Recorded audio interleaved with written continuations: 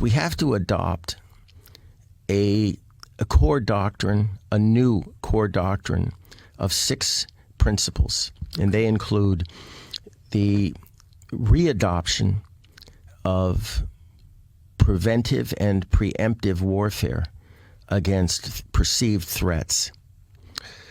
Second of all... Just want to make sure that means take action before they attack. Correct. Us. Okay. Second of all, the notion that we fight on enemy territory, not our own. Now, that's nothing new here. It's a policy that Ben-Gurion first started and that we've forgotten about.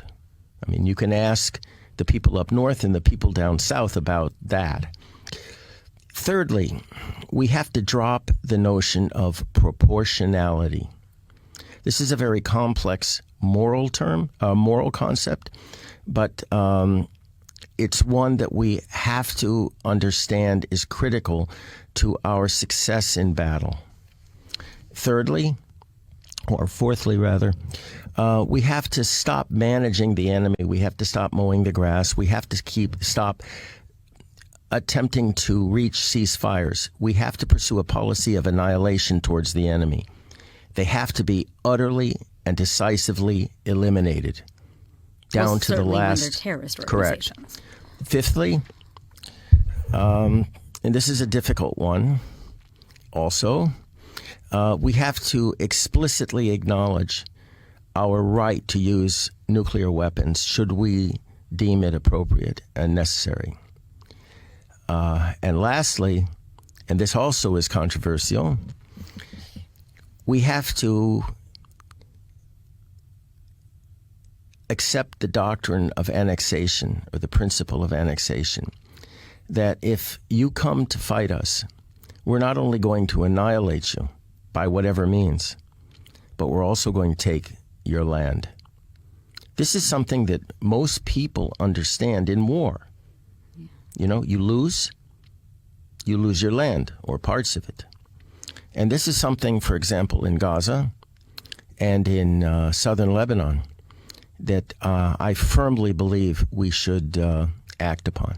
Are you advocating for us going in and attacking Iran and eliminating their nuclear weapons, even if it potentially means using some of our nuclear arsenal? Right. I think we first have to understand the nature of the threat, and put plainly, Iran represents the greatest existential threat to our survival since Nazi Germany. So let's just start off with an understanding of what the threat is. Second of all, I don't believe that the Iranians would be planning to actually use nuclear weapons against us initially. They would simply use them to cover more conventional threats, like a Hezbollah rocket arsenal. And that if we get to the point where we're really beating Hezbollah, they would send a message to us: which one of your cities do you want eliminated?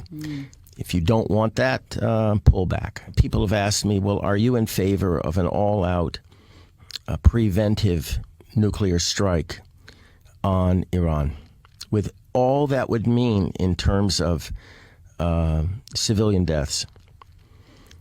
And I say in response, yes and no. Okay. The no is, I'm not interested in city busting, because there is going to be a day after in Iran, and we have to allow them to reestablish some kind of sane government in that country. Right. However, I believe now the use of what's called an electromagnetic pulse weapon high up in the atmosphere would be an appropriate and effective use of nuclear weaponry. The EMP, or EMPs, if necessary, would basically put Iran into the Stone Age. Everything electronic is dead.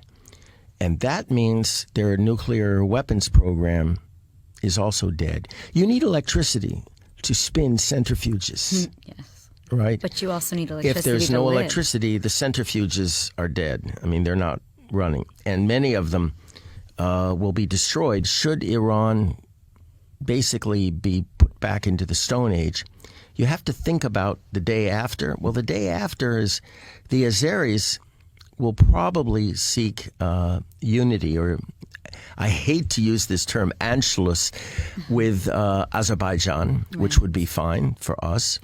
The Arabs who live in Khuzestan or Arabistan province, where most of the oil is, would be supported by the Sunni Gulf petrostates, Kuwait, Bahrain, UAE, Saudi Arabia.